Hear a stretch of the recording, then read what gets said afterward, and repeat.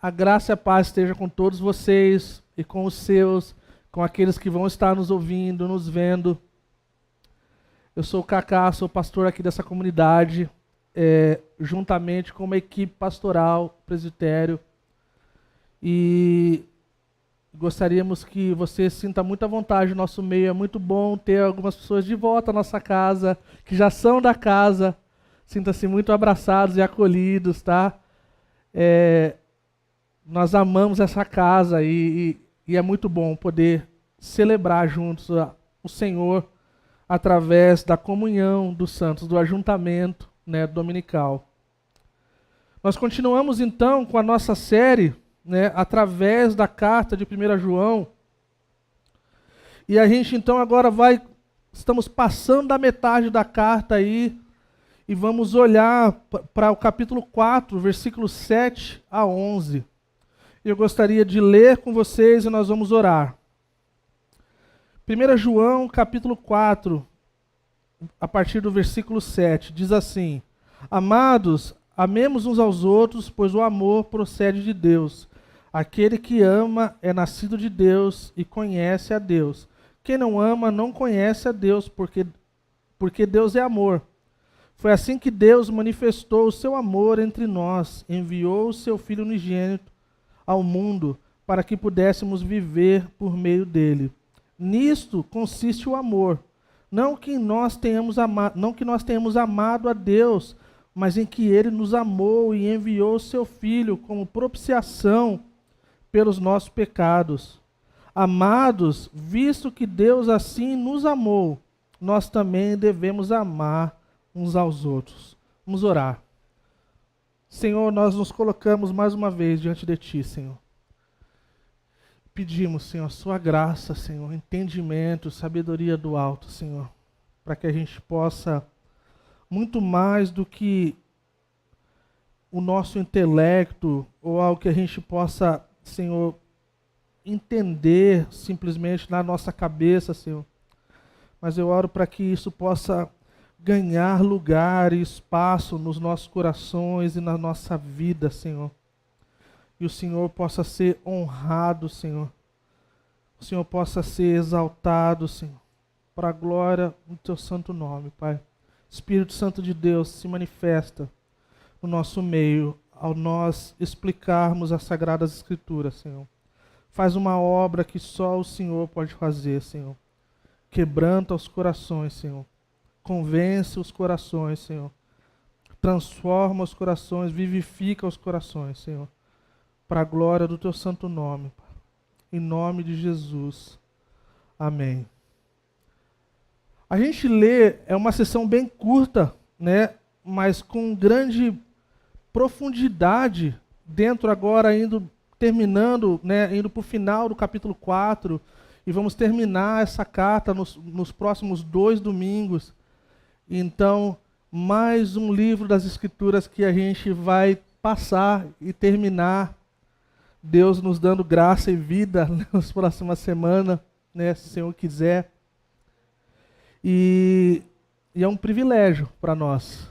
É uma das coisas que eu amo acerca da Calvary. E eu lembro de, lá no começo, lá no 2000, 2001, eu lembro que nós tivemos a primeira conferência através do livro de Gálatas, e um dos pastores perguntou se alguns de nós já havíamos estudado na igreja um livro inteiro da Bíblia.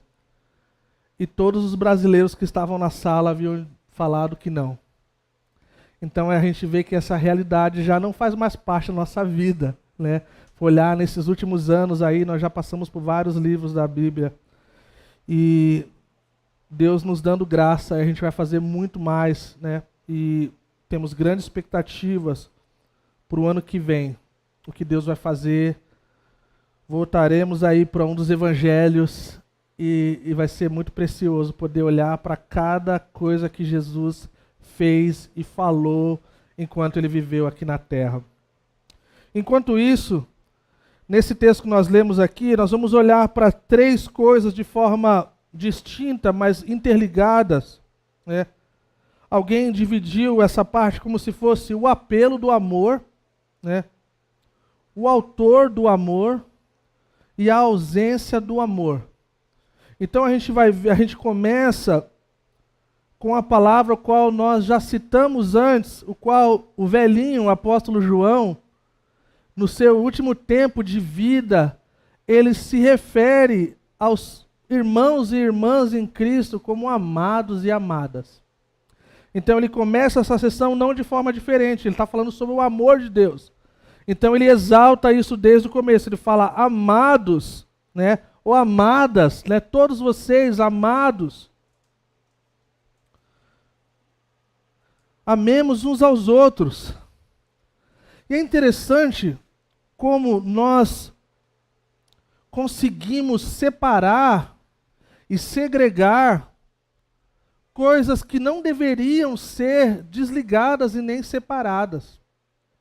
Então, por exemplo, a gente vai ver que ele está falando de um amor o qual nós somos amados, que deveria reverberar e ser representado, encarnado, incorporado da mesma forma do qual nós somos amados.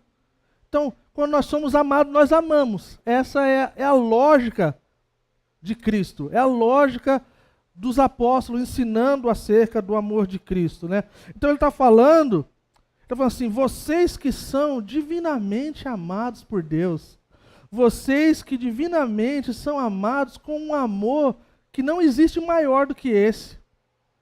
Então, quando nós falamos aqui que é o apelo do amor, ele poderia usar da autoridade apostólica, ele poderia usar da autoridade da questão da vivência, né, como um apóstolo experimentado e que tem voz e tinha voz para poder chamar a atenção, mas ele chama a atenção a um apelo.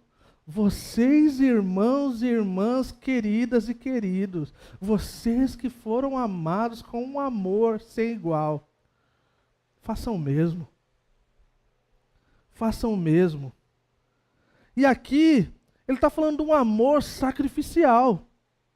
Esse amor, ele nos requer alguma coisa. Nós sabemos que nas Escrituras existem vários tipos de amores, né? E nós não temos tempo para poder entrar em todos eles, mas nós sabemos que existe esse amor fraternal de amigos, né, filéu. A gente vê Jesus falando, né, Pedro falando. Fala assim, Jesus pergunta assim, Pedro, você me ama, né? Você me ama com um amor incondicional e sacrificial? E ele fala assim, Senhor, tu sabes que eu gosto de você, eu tenho você como meu amigo, eu te filéu. A gente sabe que tem outros amores, que é o amor da questão erótica, uma questão sexual, o eros. E assim vai se estendendo, né? Mas aqui, diante dessa realidade, está falando de um amor sacrificial. E aí é importante para nós, como cristãos, definirmos amor. Porque o amor, ele tem sido banalizado, ele tem sido distorcido, ele tem sido algo que não reflete a realidade do amor verdadeiro. Numa cultura onde nós amamos todas as coisas, na cultura onde o amor ele é pregado e anunciado dentro das classes identitárias e ideológicas, mas na realidade, quando se depara com um amor sublime, quando se depara com um amor verdadeiro, qual as Escrituras nos mostra, há um choque de realidade. E aí nós vemos que lá no final se torna um discurso, o qual não é coerente e não condiz com a realidade do amor ágape, incondicional e sacrificial, né? Está falando dessa questão de amar uns aos outros sem limite. É interessante para nós temos dificuldade, eu falo porque se não for todos nós, a maioria de nós temos essa coisa de entendermos o que é esse amor de Cristo. De que de fato quer dizer essa coisa de sacrificial, o que quer dizer essa coisa de fato de não esperar nada em troca. Isso é uma coisa difícil. o qual nós temos um vislumbre de tempo em tempo do que isso se parece, né? Diante de algumas relações, diante de algumas situações, né? Eu lembro de uma história de 23 anos atrás que eu jamais vou esquecer. Era um casal muito querido, que eles tinham um filho que nasceu, eu não sei exatamente qual era o diagnóstico, mas ele não reagia, ele vivia numa cadeira de roda, não era cadeira de roda, aquelas cadeiras quase deita assim, né? Mas dava para empurrar. Ele não tinha uma expressão facial, ele não respondia à voz dos pais. É uma situação bem crítica, ao qual foi dado alguns anos de vida. E eu lembro de ver o amor e o carinho daqueles pais por aquela criança. E uma vez alguém ousou perguntar para aquele pai. E falou assim, como que é ser pai e mãe de uma criança assim? E esse homem então ele responde, ele fala assim, é a coisa mais pura que eu pude compreender do amor de Deus. É como alguém que não pode responder e me dá nada em troca de tudo que eu faço por ele. De todo o dinheiro gasto, de toda a energia gasta, de toda a dureza e dificuldade, de correria para o hospital, de coisas que acontecem. Mas toda vez que o nosso coração está perto de se endurecer, a gente lembra. Esse é o amor do Pai por nós.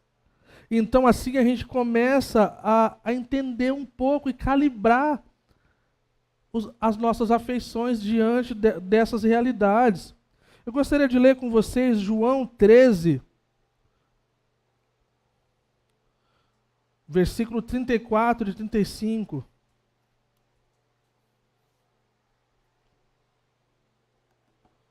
Que diz assim, João 13, 34 e 35.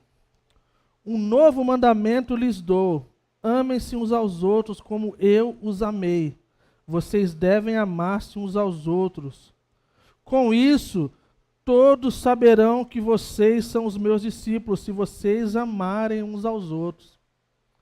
Aí, o primeiro ponto de observação que a gente pode ter é de como a gente pode amar os outros como o Senhor nos amou, quando nós temos dificuldade de saber como Ele nos amou. De saber, de experimentarmos. Obrigado. Deus abençoe. De saber de verdade como Ele nos amou. Quando nós temos dificuldade, quando nós não temos a nossa identidade talvez tão definida, e nós ainda nos comparamos uns com os outros, nós ainda competimos uns com os outros, a nossa insegurança se torna algo muito latente. Talvez a nossa realidade familiar não corresponde a esse amor o qual Deus derramou sobre as nossas vidas. Então nós somos como se nós estivéssemos capengando nesse entendimento. Então muitas vezes o amor que nós vivemos e transmitimos, ele é... Tem que cuidar quando eu falo de porcento, né? Cadê o Aguiar? Tá na consciência. Eu não vou falar o número de porcento, mas alguns porcentos, para não ser corrigido depois, né? Vou dar um toque para vocês. Quando você for falar com ele, não, se você quiser supervalorizar a coisa, não fala 120%, porque não existe. 100% já é o máximo de nada. Mas fala que através disso, da forma que nós vivemos esse amor, o mundo saberia que nós somos seus discípulos. E isso é uma coisa radical. Porque se a gente não sente essa responsabilidade de que o mundo está de olho em nós, e nós não devemos viver como, porque o mundo está de olho em nós, nós devemos nos portar de alguma forma. Mas não é esse o caminho. O caminho é que nós somos amados, nós somos tão amados de tal forma que isso deve ser um fluir natural das nossas vidas, um amor que flui, um cuidado que flui, uma generosidade que flui, um cuidado nosso coração estar no lugar certo e ser partido quando precisa ser partido, encorajado quando precisa ser encorajado, moído quando precisa ser moído. Então, nós vamos viver essa vida que se torna algo natural, representar Jesus. Porque sermos discípulos de Jesus, nós já tivemos uma série sobre isso. Se você não lembra ou você não ouviu, eu recomendo a você ir lá. É uma série chamada O Estilo de Jesus. Os primeiros 2 domingos eu descrevo e eu vou fundo na realidade do que é ser um discípulo de Jesus. De estar com Ele, de fazer as coisas que Ele fez, de se tornar como Ele. Então, isso torna todas as coisas diferentes. Aí ele fala, amado, amemos uns aos outros, pois o amor procede de Deus. Deus é o autor desse amor. Então a gente viu João apelando no amor, a gente vê o autor do amor, isso procede de Deus. Isso não vem da Calvary Curitiba, isso não vem do fulano nem do Beltrano, vem do próprio Deus. Sabe quando você pega uma coisa que é pirata, e aí você vê que, por melhor que ela seja, e tão barato que ela foi, ela não consegue, raramente, tá, suprir e fazer o seu papel como deveria fazer. Faça isso com um carregador de celular, você vai ter uma experiência que você vai ver, cara, a sua bateria vai dar uma alterada, às vezes vai ser rapidinho, vai desligar.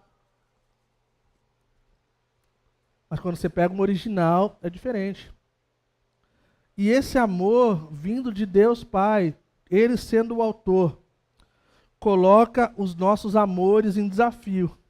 Coloca as nossas afeições em um lugar de necessidade, de um check up toda hora, de uma avaliação constante.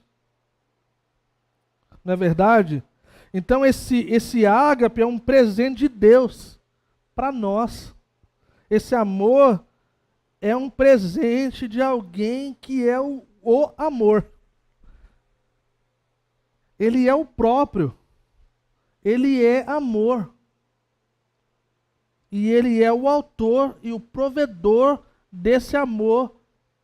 E a gente lembra das palavras do apóstolo Paulo que fala que é Ele que faz em nós tanto o querer quanto o efetuar.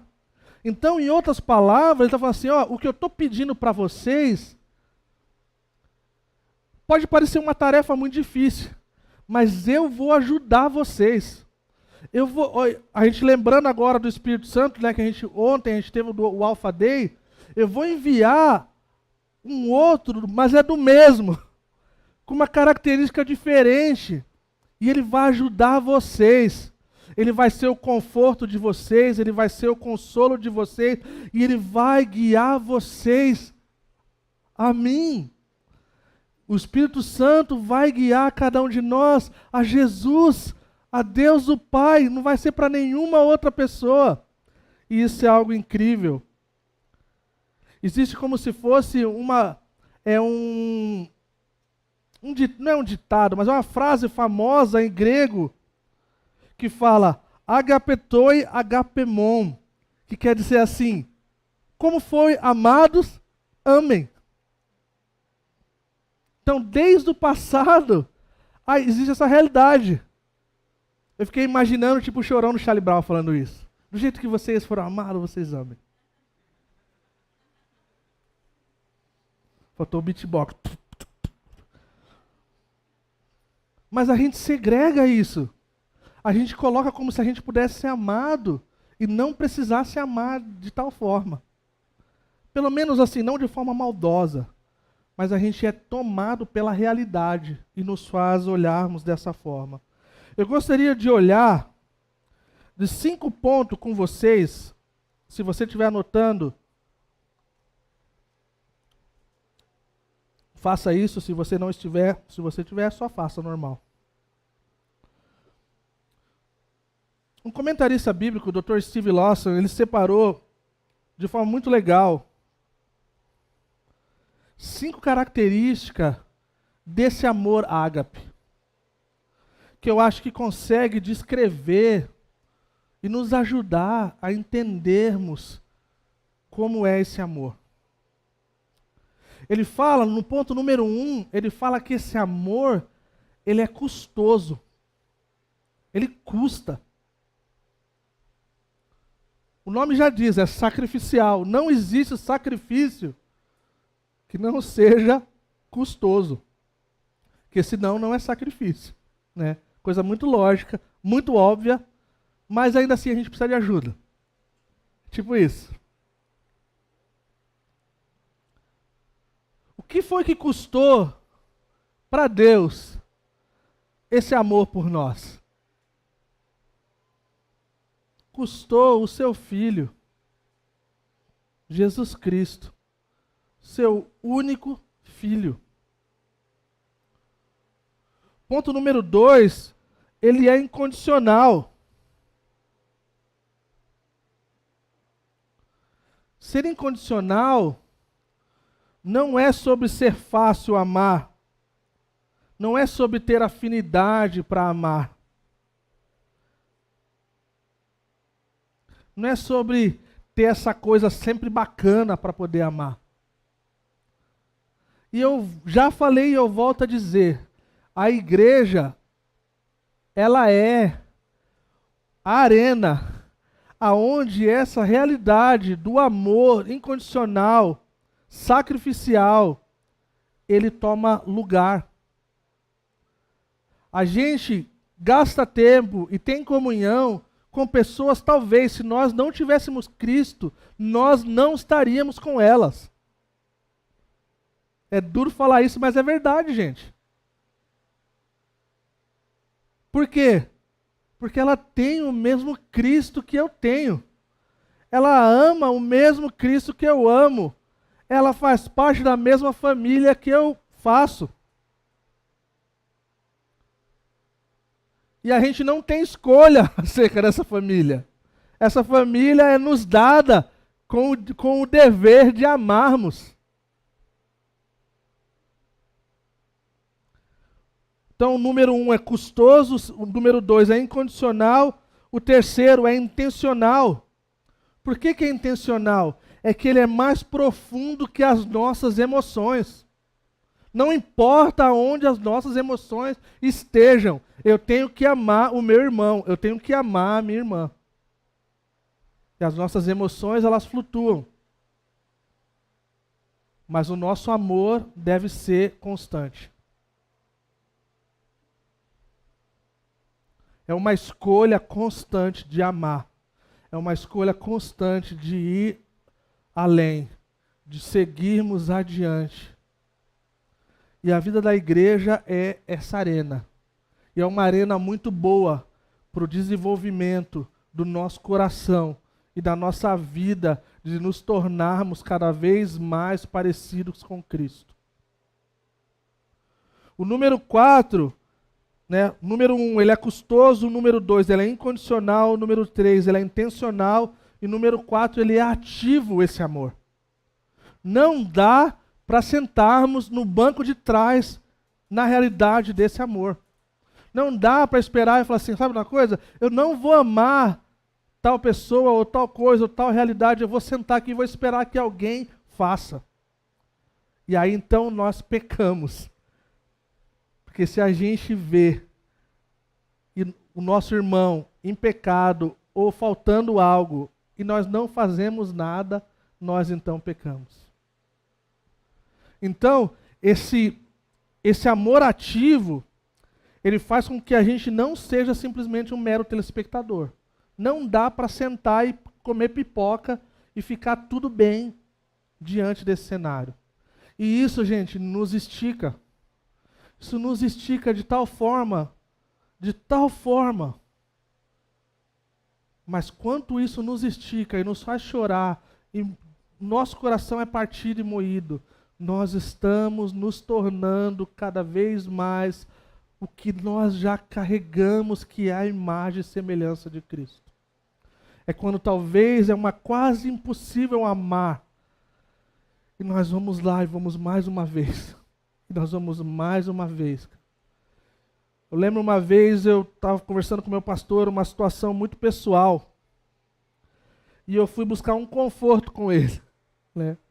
Eu fui falar uma coisa, eu falei assim, cara, seria muito bom de ele me falar uma coisa legal. Eu falei assim, poxa, Cacá, sinto muito e tal, né? E aí eu falei para ele assim, falei, poxa, cara, eu tô humilhado, cara, né? Eu tô rejeitado, tipo assim, cara, isso aí não é de Deus esse negócio. E ele falou assim para mim assim, Cacá, você não tá humilhado. Quando a gente tá humilhado, não tem mais para onde descer. Tem lugar para descer ainda mais, cara. Eu ia falar uma música, mas era mancada. Não é santa. Mas quando nós chegamos no nosso limite, aí a gente pode entender que é o que de fato, que quando nós somos fracos, nós somos fortes.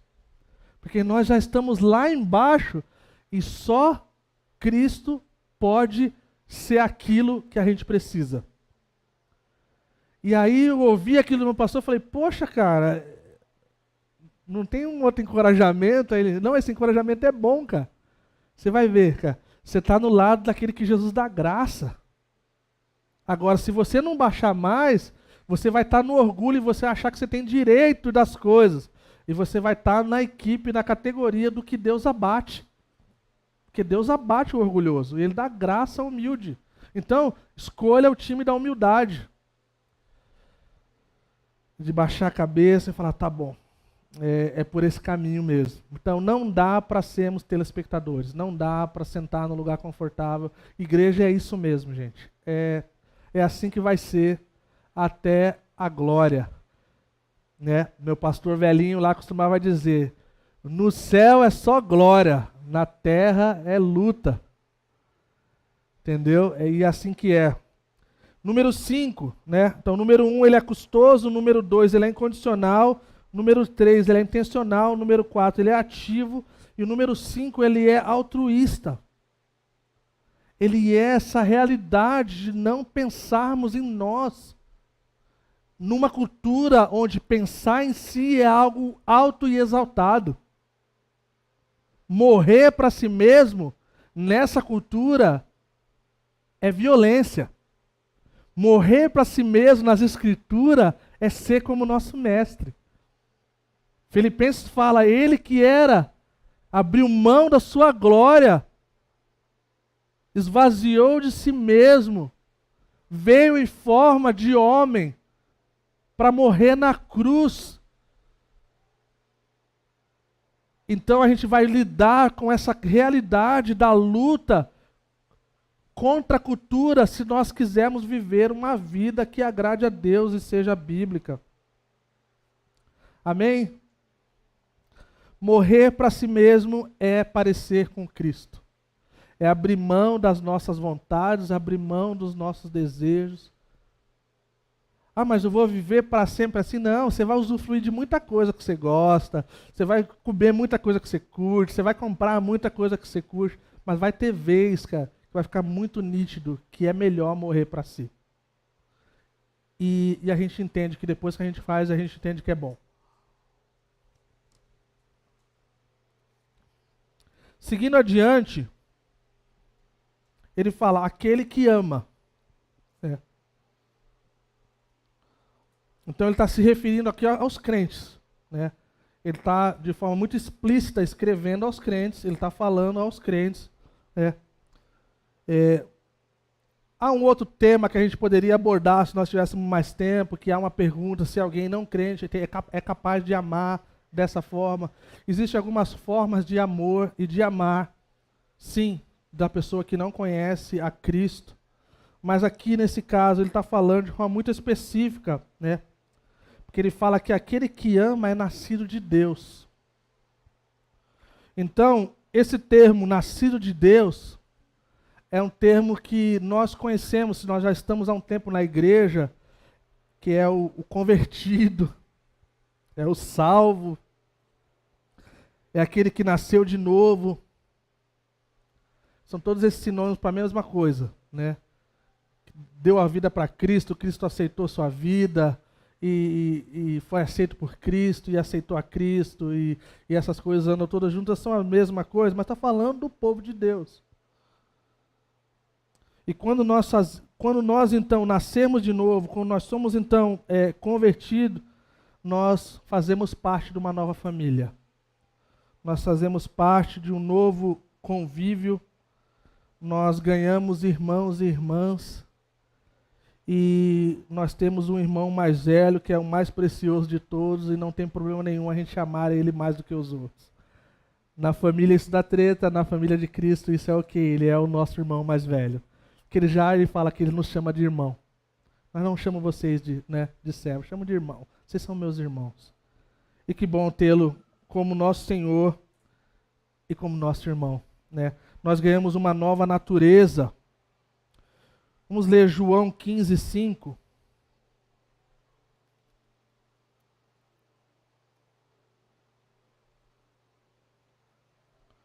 João 15:5.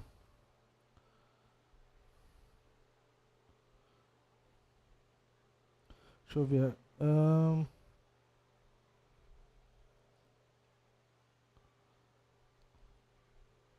Diz assim: disse-lhe Tomé, Senhor, não sabemos para onde vais. Como então podemos saber o caminho? Respondeu Jesus: eu sou o caminho, a verdade e a vida. Ninguém vem ao Pai a não ser por mim. Então, nessa nova família, nós ganhamos também uma nova perspectiva de vida, junto com uma nova natureza, o qual nós estávamos perdidos, então nós encontramos o caminho, né? Nós estamos vivendo mentiras, então nós encontramos a verdade. Nós estamos vivendo em morte, nós encontramos a vida. Jesus é o caminho, a verdade e a vida. E aí então ele segue adiante. No versículo 8 ele fala, quem não ama não conhece a Deus, porque Deus é amor, né? Então a gente vê aqui a ausência do amor. A gente vê aqui uma incoerência, a gente vê uma coisa que fica muito nítido, o qual nós não devemos ser pessoas que ficam julgando pessoas se elas são ou não são do caminho, se elas são ou não são salvas, mas o que nós podemos saber é se essa forma de amar, essa forma de viver a vida, ela é coerente, ela demonstra esse conhecimento do amor de Deus em nossas vidas.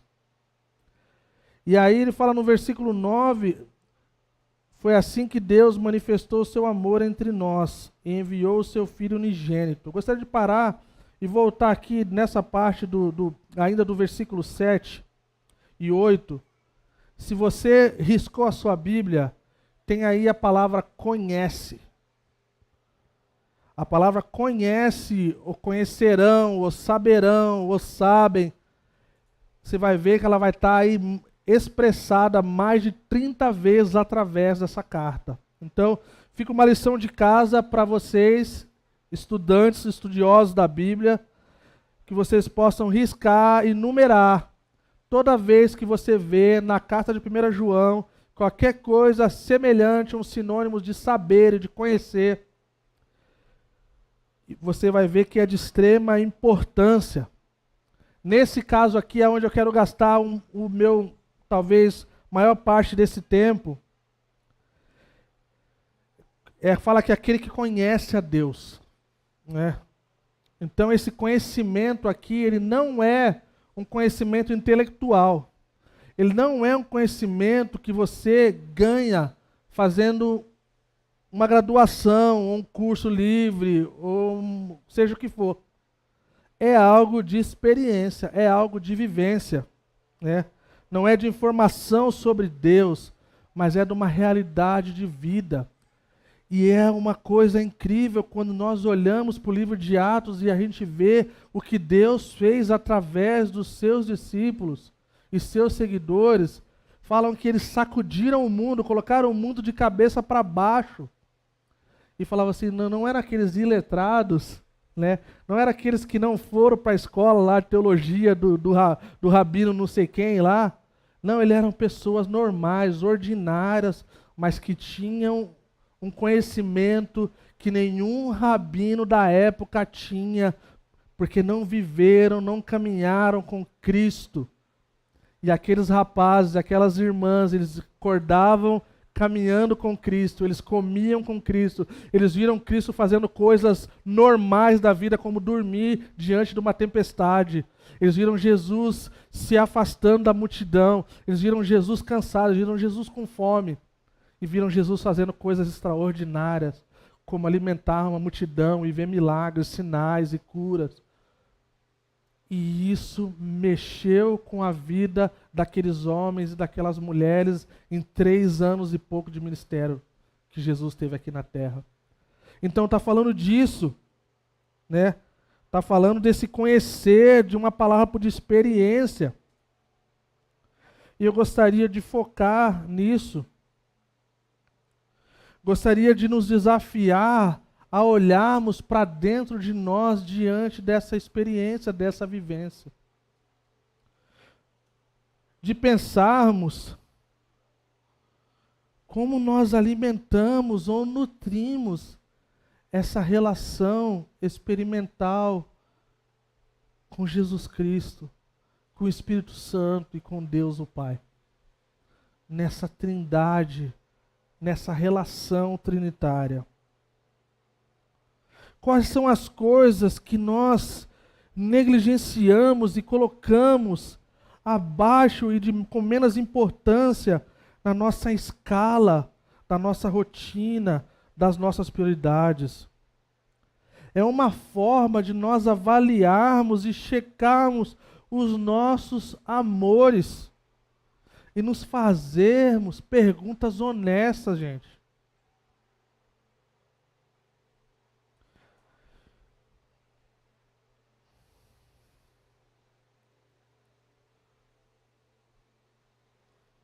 Essa é uma coisa que deve mexer com a gente, cara. Porque isso tem tudo para transformar não somente nós como seres humanos de forma individual, mas a nossa família, o nosso contexto, todas as coisas que nós estamos inseridos. Nós precisamos fazer essa checagem e avaliar. Eu não sei quantos de nós somos casados, nós perguntamos assim, como está o meu amor pelo meu cônjuge hoje? Não é uma coisa radical de pensar? Fala assim, Senhor, como está o meu amor pelo meu cônjuge hoje? Está lá nas alturas ou está lá embaixo? Está na parte da promessa, da aliança ou está na parte da paixão?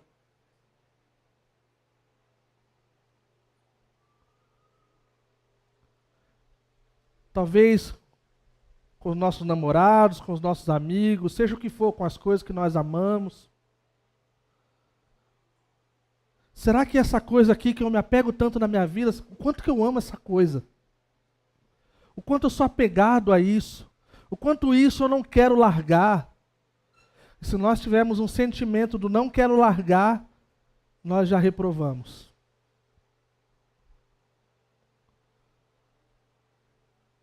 Eu amo o Senhor, eu amo muito o Senhor, mas, quando a gente coloca o mas, a gente já reprovou. E a gente precisa lembrar quando o salmista fala assim, Senhor, sonda-me e conhece-me.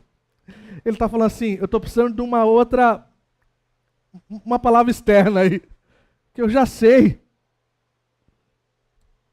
Eu tenho caminho mau. Eu sei que não está legal. Somente confirma, Senhor, revela para mim. E então, a gente é pego nessa realidade. E eu já falei isso uma vez aqui, eu volto a dizer.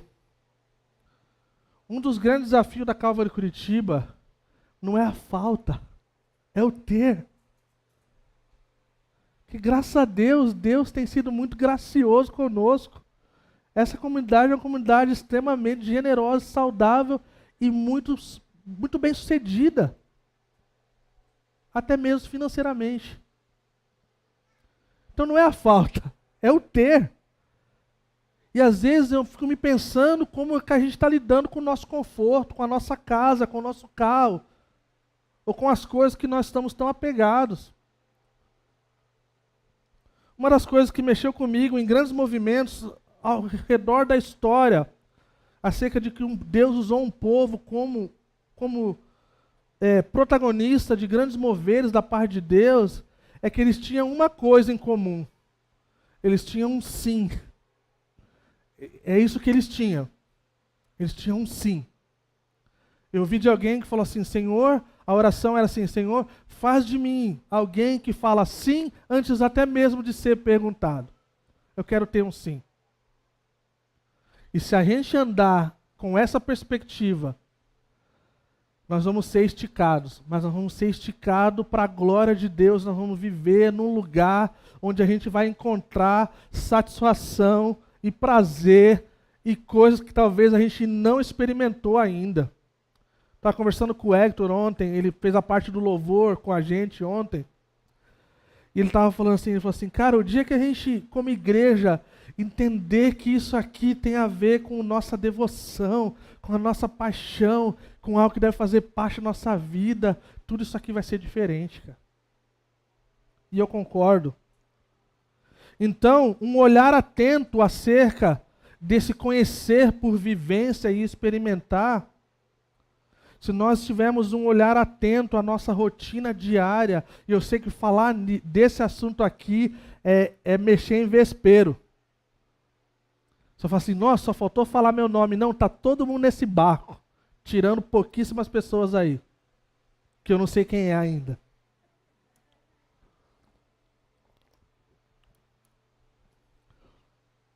Um olhar atento à nossa rotina diária pode ser um revelador dos nossos amores. Porque nós temos tempo para coisas que nós amamos. Nós temos tempo para as coisas que nós desejamos e gostamos e curtimos. Não é verdade? Se nós olharmos para as coisas que nós temos gastado nosso dinheiro, a gente pode também ver algo revelador.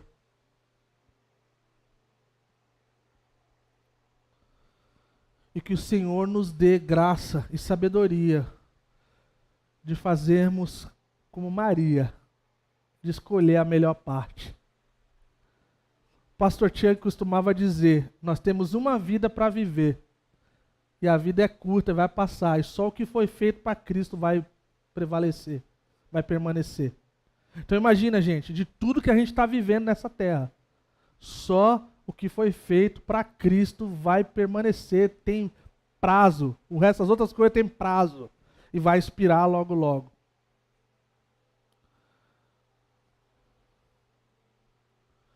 Então que o Senhor nos ajude a olharmos para Cristo como nossa prioridade. Nós estamos vivendo os dias onde os pastores estão sendo trocados por pessoas, por blogueiros e coisas do tipo, e coaching ou coisa do tipo. As pessoas não procuram mais pastores para se aconselhar, eles procuram o pessoal da internet. Muitas vezes. E é uma realidade o qual nunca vai ser real. Eles nunca vão saber o que é estar com você e passar luta com você. E eu estou vendo o quanto esses ensinos e essas coisas desses dias têm feito ruim para a nossa vida no geral. Você quer ver um exemplo disso? Eu falo isso com muito temor. É quando alguém fala assim, não, mas por exemplo, a nossa vida já é corrida e tal, não se preocupa, né? Tipo assim, cara, se aparecer um tempinho aqui, né, faz uma devocional, se aparecer um negocinho ali, entendeu? Mas você que é mãe, assim, não, fica de boa, assim, sabe? Tipo assim, cara, tá tudo certo. O negócio agora é você dedicar ao seu filho e sua filha. E aí eu fico pensando das vezes que o meu coração não está no lugar certo com o Senhor, o que meus filhos ganham de mim? Que tipo de coisa que meus filhos são ministrados? Então, o meu encorajamento para os pais, para as mães, assim, não é assim, deixe seus filhos de lado, não cuide dos seus filhos, não ame seus filhos, não. É assim, você só pode dar para eles aquilo que você tem. E se Cristo não for o primeiro na sua vida, ele não será o primeiro na vida dos seus filhos. Ele não será o primeiro na vida dos seus amigos. Ele não será o primeiro, porque eles não vão ver Cristo como o primeiro na sua vida. Então, se Cristo for o primeiro, como que é isso? Gente, a gente precisa dar um jeito. Eu não sei da totalidade como isso funciona, tá? E eu sei que eu me sinto num lugar diferente por ser pastor e poder ser integral. E a minha dificuldade é diferente da maioria de vocês. Eu entendo isso, eu não jamais quero agir como se eu não soubesse disso, tá? Mas eu entendo que ainda assim, até mesmo nessa realidade, eu tenho como colocar Cristo no automático e viver minha vida como se Cristo não fosse o primeiro mesmo sendo pastor. Então, o que eu preciso? Eu preciso de uma esposa como a minha, que de tempo em tempo fala assim, cara, acho que você precisa ir fazer uma caminhada e orar. Ou tipo assim, cara, você não leu a sua Bíblia hoje? Cara, acho que está na hora. Porque, cara, o que você está dando para os seus filhos não tá cristocêntrico. Então a gente precisa lidar com a realidade bíblica. E isso mexe com o nosso orgulho, gente. Tá? Isso mexe. E então eu gostaria de exortá-los, assim como eu também me sinto nesse lugar, de que alguém disse uma vez que no final, né, o que nossos cônjuges, nossos filhos, nossos amigos, nossos parentes vão ter de nós foi aquilo que a gente deu Cristo para eles. No final de tudo. Quando eles olhar, eles não vão se importar com tantas coisas que aconteceram. Eles vão se importar, tipo assim, cara, quando eu precisei de alento, eu o encontrei. Quando eu precisei ser confortado, eu fui confortado. Quando eu precisei ser repreendido, eu fui repreendido. Quando eu precisei de um amigo, eu tive um ombro amigo. Quando eu precisei de uma família, eu tive uma família. Quando eu precisei de alimento, eu encontrei. E assim vai a lista. Não é verdade? A gente sabe disso. Mas vamos lá. A evidência desse amor é que Deus manifestou o seu amor entre nós. Ele tornou visível, ele tirou o véu. Agora está muito claro. Ele fez notório diante de nós esse amor. Fala que ele enviou o seu filho. A palavra enviou é a palavra apostelo, a mesma palavra para apóstolo. Quer dizer, enviado com um propósito. Cristo foi enviado com um propósito de salvar e redimir. Ele veio a um mundo partido, quebrado, caído, em rebelião. Esse é o papel de Cristo. Quando ele estava lá diante do seu sofrimento, e os poderosos das nações achavam que estavam fazendo alguma coisa, quando ele falou assim, cara, foi vocês, cara. Você nem tem poder nenhum. Eu vim para isso. E ninguém vai me impedir de fazer isso, porque eu vim para isso. Então ele veio na sua missão específica e ele foi. Até o seu discípulo ele repreendeu. E falou, para trás de mim, Satanás. Porque a obra da cruz ela precisa acontecer. Qual é a missão do Filho? Salvar o mundo. Porque Deus amou o mundo de tal maneira que deu o seu único filho, o seu filho unigênito, para que todo que nele crê não pereça, mas tenha vida eterna. Ele veio para cumprir isso. Se não fosse Jesus em nossas vidas hoje, nós ainda estaríamos presos e perdidos em nossos pecados e delitos. Para que a gente pudesse também não só desfrutar da comunhão com Ele e essa vida, mas também Ele veio para estar no nosso meio, estar entre nós, para que pudéssemos viver uma qualidade de vida que honre a Ele. Alguém disse uma vez que o cristianismo sem amor é ortodoxia morta. É como nós lembramos de 1 Coríntios capítulo 13, fala que descreve tantas coisas que nós podemos fazer. Nós podemos até dar os nossos corpos para ser queimado, mas se não tiver amor, de nada vale. É como um prato de bateria fazendo barulho.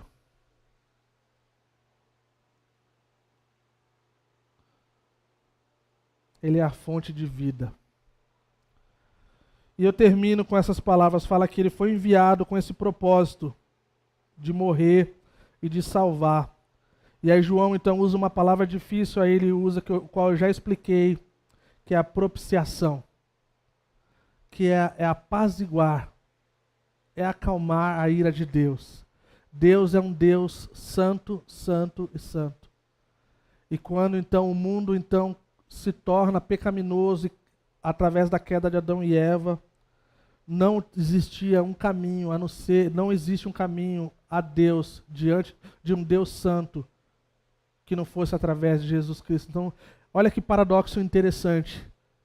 Não havia, Deus então ele tem essa ira acerca do pecado, não havia como se achegar até ele. Então, por amor, ele envia o seu filho para fazer caminho para que pudéssemos se achegar a ele.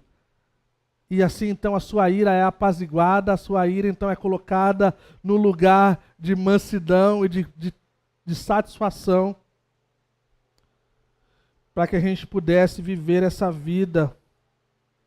Então ele termina falando mais uma vez a palavra amados, né?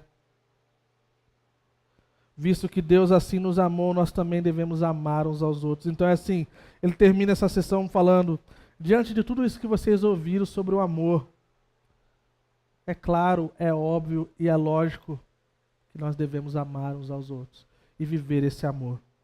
Vamos colocar de pé, vamos responder esse tempo.